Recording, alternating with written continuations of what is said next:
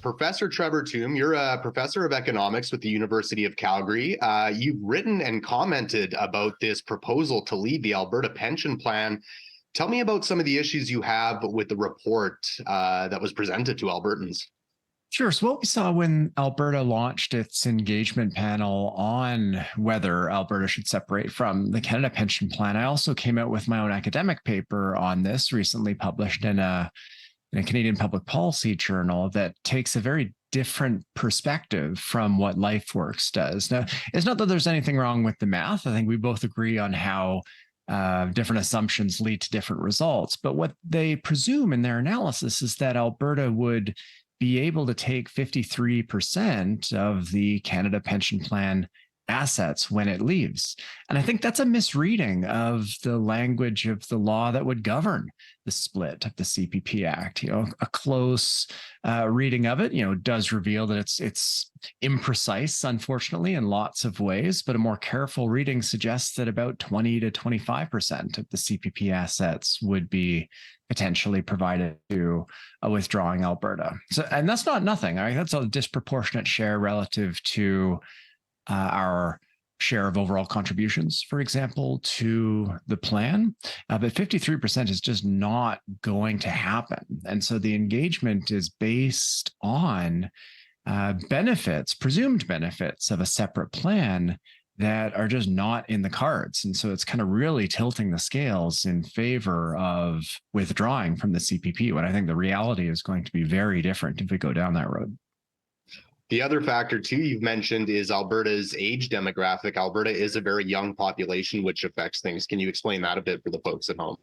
Sure. So any pension plan is more easy to sustain if it has many young contributors. That makes sense. You contribute when you're working and you don't collect anything until later.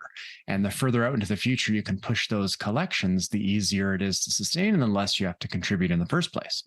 So Alberta, being a young province, does give it a pension advantage relative to others. No question about that.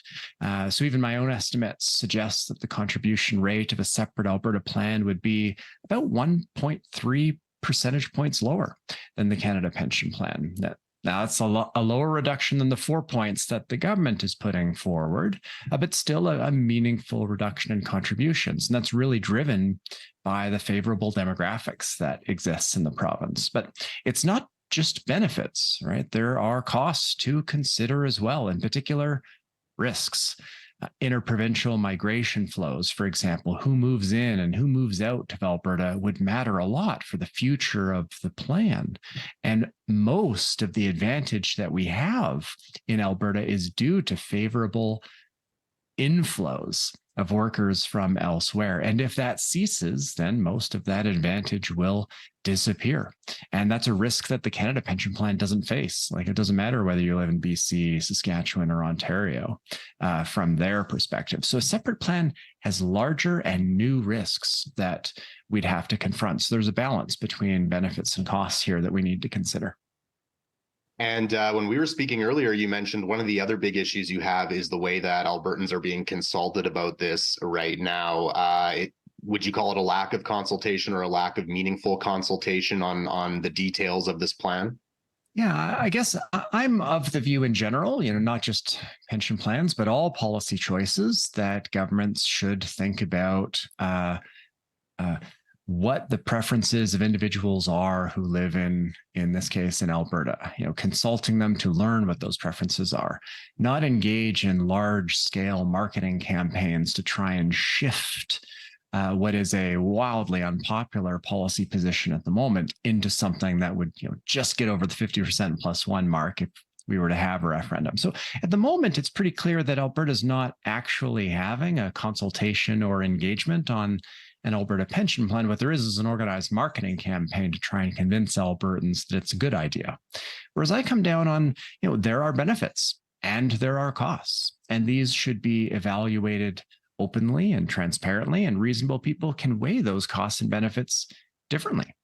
It's not an unreasonable position to support a separate Alberta plan, and it's not an unreasonable position to support staying in the Canada Pension Plan. But the government is not even allowing that conversation to occur. And the last thing I wanted to just ask you is it's hard not to see this as a bit of a political back and forth between Alberta and Ottawa, but you've mentioned this has big, big consequences if Alberta chooses to leave. Yeah, pension plans are fairly unique in that it's a policy that has very long lasting consequences, not just for Albertans today, but even future Albertans that are not yet born. I mean, consider someone who's graduating high school, just entering the workforce right now. They'll be collecting a pension out of either an Alberta or the Canada pension plan in the 2070s or 2080s. And many of them, nearly 1 in 10 of these high school graduates, will live into the 22nd century and collect their pension. And so we need to think about how our actions today affect those future Albertans, not to mention the ones that are still in elementary school or not yet born. And so this is unlike other policies. This is also one that's not easy to reverse. It is under the current structure of the CPP, withdrawing is irreversible. And so it is a very serious decision that we should be engaging with seriously. Well, Professor Tombe, I appreciate you making the time for me today. I know it's such a complicated issue, and thanks for trying to break it down for folks watching at home. And take care. My pleasure, anytime.